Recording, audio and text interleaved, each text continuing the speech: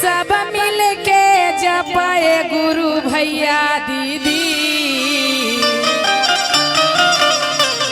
आई है कौनो बलाई।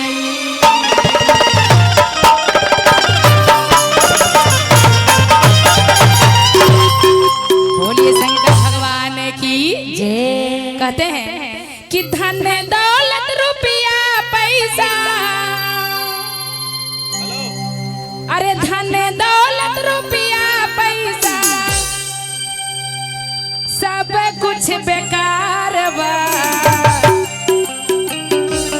और कहना भैया कि धन दौलत रुपया पैसा सब कुछ बेकार बा, गुरु के भजन बिना। तनी भाव में आके भैया, गुरु के भजन बिना जिंदगी बेकार, गुरु के भजन बिना जिंदगी बेकार। धन दौलत रुपया पैसा, धन दौलत रुपया पैसा बिल्कुल बेकार बा, गुरु के भजन बिना जिंदगी बेकार, गुरु के भजन बिना जिंदगी बेकार बा, गुरु के भजन बिना जिंदगी बेकार बा। चाचा हो तनी ताली लगा के और झूम के दीदी भाव में।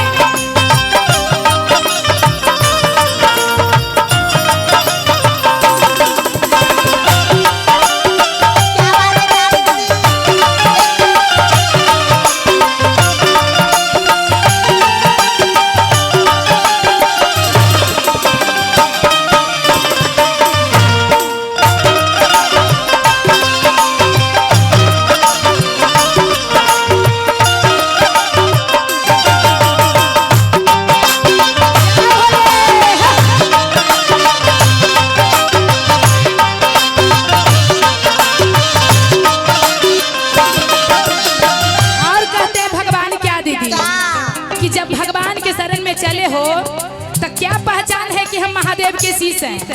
कुछ पहचान है? कहते हैं गला बिना माला के,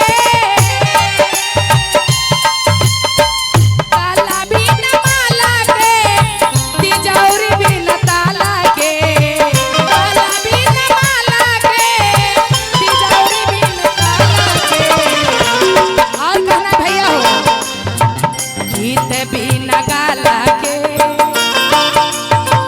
गीत बिना गाला के बिल्कुल बेकार, गुरु बिना गाला के बिल्कुल बेकार, गुरु के भजन बिना जिंदगी बेकार बा।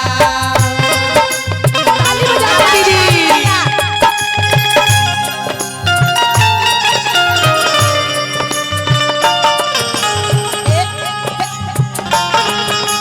ताली बजा के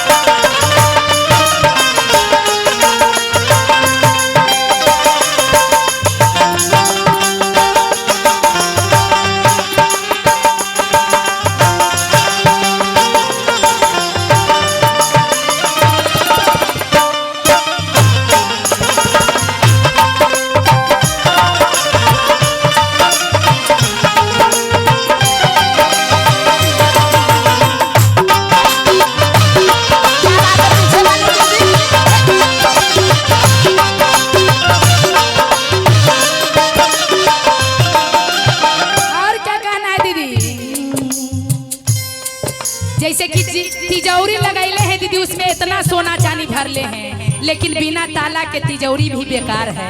जैसे बिना गुरु के ज्ञान के और बिना भजन के ही शरीर बेकार है। जैसे कहते हैं ना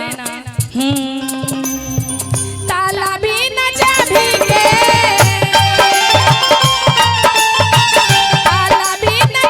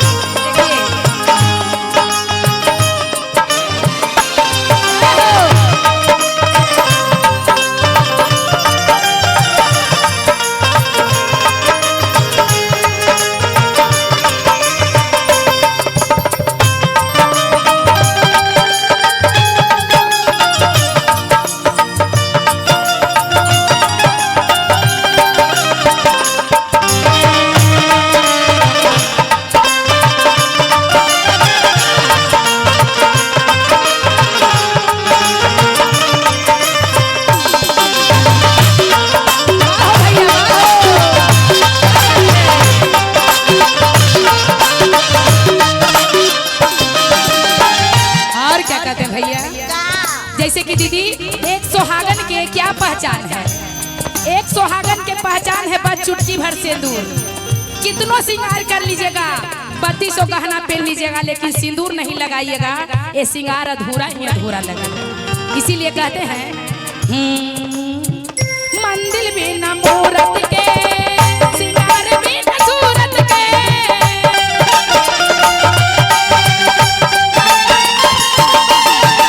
मंदिर बिना मूरत के, श्रृंगार बिना सूरत के,